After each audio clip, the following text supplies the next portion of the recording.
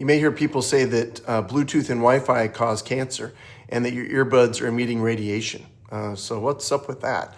Now, you're right to be cautious. We've been burned before.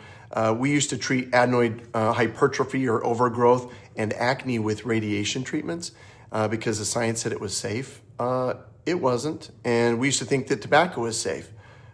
It wasn't. So the consensus has been wrong before. So what's the current worry about?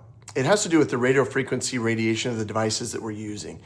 Now, radiation comes in two types, okay? Ionizing and non-ionizing radiation. Now, ionizing radiation, much higher energy, strips electrons from atoms, damages DNA, X-rays, ultraviolet light, radioactive materials. Now, we know that those cause cancer.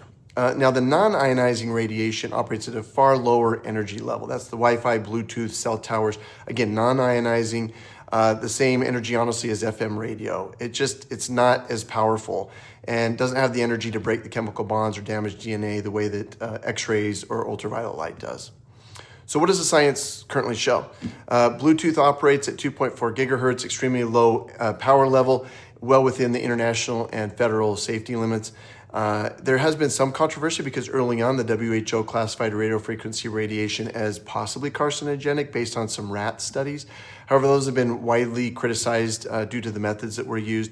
And some more recent studies, in fact, out of Asia in 2026, found that there was no correlation with radio frequency radiation exposure and increased cancer risk. There was a 13-country interphone study as well that was looking for brain cancer and found no increased risk of brain cancer from use of mobile phones, despite the huge increase in mobile phone use since the 90s. Now, you could argue that maybe we haven't waited long enough. We need to wait 20 more years and then it'll show up. Maybe so, but at this point, nothing has been found. So the real risk versus the theoretical risk, again, if we're saying there's no cancer that's been identified, what has been found is the hearing loss that's coming from mainly the earphones that we're using. The WHO estimates about 1 billion young people are at risk for permanent hearing damage because of the way that they're using their earphones.